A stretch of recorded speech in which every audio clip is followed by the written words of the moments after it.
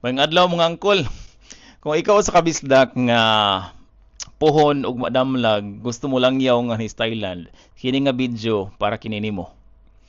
Ako isa sa ngalhi kung unsa ang rason mismo nganong sagad sa mga Pinoy nga sa Thailand naga-post o naga-discourage na sa mga Pinoy nga magtutudlo nga naa pa sa Pilipinas nga moanhingan sa Thailand. Nganong sige sila post nga kung naa ka sa DepEd diha na lang ka ayo nag-anhi diri sa Thailand.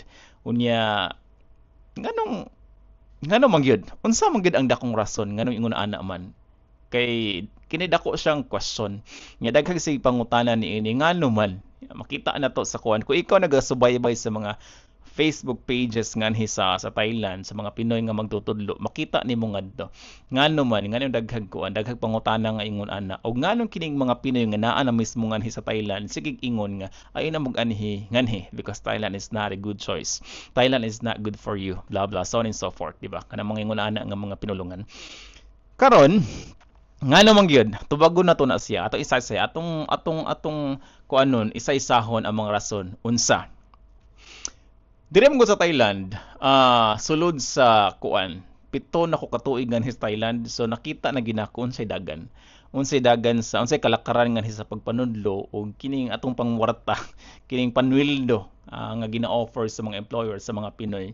So nasuta nako nasubay nako ang pag-ubos dili dayan pag-ubos di ang pag-ubos sa mga offer sa mga employer. Unya pero dili po nato kuan ikalimod nga naagi mga empleyado mga employers nga dagko pag mo offer sa mga Pinoy if you really are a performing teacher kanang nag-splitan na nimo dito tanan tumbling na ka dito during your demo kana todo performance kayo ka sa imong demo interview kana siya na convince gid mo sila nga deserve gini mo nang kuan dako nga offer og kana siya pero na magitay mga Pinoy kauban ng mga Pinoy nga sakto lang ang energy during sa interview o during sa kuan during sa demo og napoy mga pipila gyud nga yes na lang for the sake nga naa na ka diri tagaan tag trabaho mga ingon ana ba nga kuan nga panghuna-huna so kana siya daghang mga Pinoy nganhi sa Thailand karon nga walay trabaho so kini sila nang yawat nga kuan makatrabaho diri sa di madugay nga panahon kay ngano man ginaihap ang adlaw nganhi so kini nga mga Pinoy mga turista ni sila nganon turista man tungod kay ang Thailand mango dili kaayo naga-entertain og mga aplikante kung naa pa sa Pilipinas.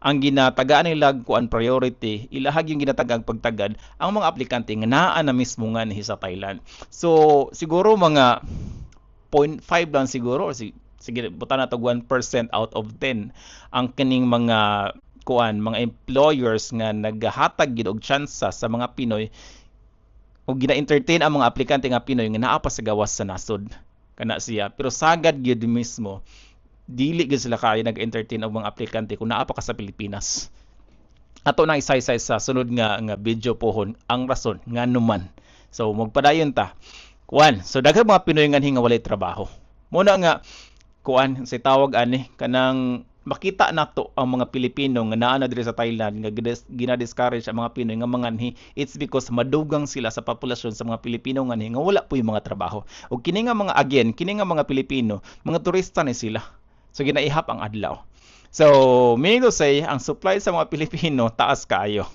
though ang demand sa mga Pilipino nganhi is naala man gihapon stable man gihapon kaso lang oversupply lang ang mga Pilipino nga mga magtutudlo so kana unya kung tayo na offer ang Pilipino ang empleyado sa imuha, ang employer sa imuha, may pagkahon mo dili ka it's because dili ka satisfied sa offer. So dili masayangan ang employer sa imo it's because na ay next in line nimo.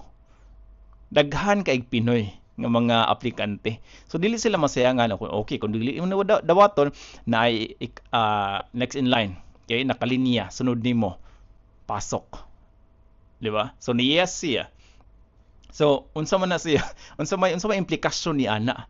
So kung ikaw Pinoy nga mo yes lang pod sa offer sa employer nga ingon ani nga amount, so malipay ang employer. Malipay siya.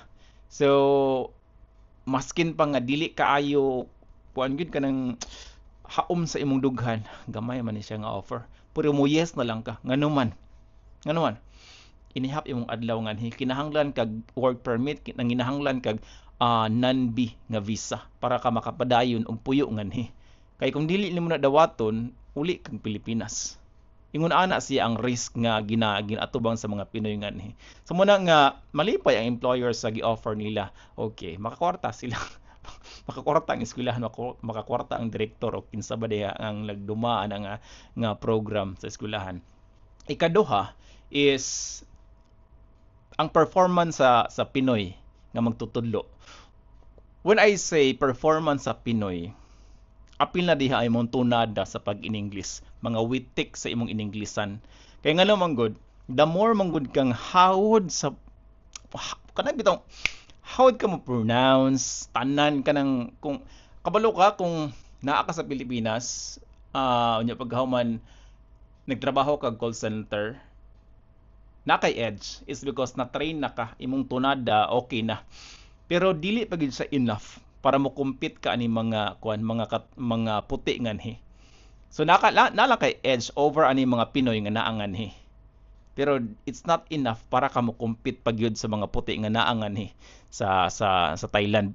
So kana siya ang ikaduha siguro nga I'd say ikaduha nga rason hain ubos ang offer sa Pinoy is because ang tunada ang ininglesan. Ang ato mong huna-huna ay nagpuyo ko Pilipinas kabalo ko mo English. Ana di ba? So kung ato kog laing nasod makasabot ko kay makaistorya ko. Pero kabalo ba ka? Maabot ka diri makaingon ka nga dili pa magyud enough akong ininglesan. Pero kinahanglan pa magyud ko mo kumbati ani para ma-improve akong ininglesan. Kana siya ang ikaduhang rason. Daghag mga Pinoy gina-reject it's because ang ininglesan very poor. Dili lang kay okay na ay mga Pinoy nga hawod very fluent pero ang tunada is binisaya kay ang tunada. Bakikaw kay ang tunada sa ininglesan. Bisan pag ingon ka nga laglom kay kag ininglesan, hawod kay ininglesan pero imong tunada bakikaw kaayo, dito ka dawaton. Or kung dawaton man ka di ka magdugay ana nga eskwelahan. Mahog kag mabuli sa imong mga kaubanan ug mabuli ka sa mga bata. Ngano man ang mga bata hawd man English. Katawan ka sa mga bata, ibuli ka sa mga bata. Ikaw ang subject sa mga bata every day. Kana siya. Nya siyempre kini mga bata mo sumbong sa mga puti nga mga magtutudlo, kini mga puti nga magtutudlo katawan ka. Ana siya. So isa ni siya moingog performance apil na diha ang ininglesan ang imong tunada sa kuan sa unsa na sa kay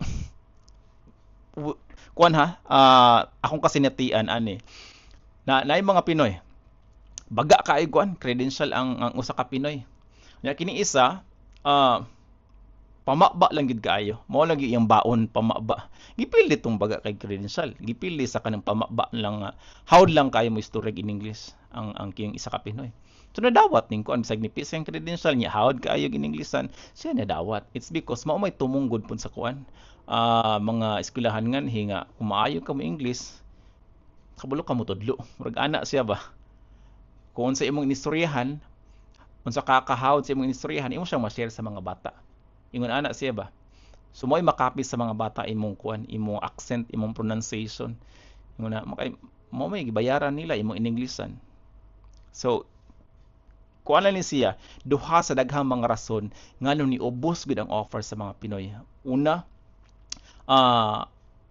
oversupply ang mga Pinoy nganhi ug ikaduha ang performance sa mga Pinoy kining mga witik sa atong mga in-Englishan.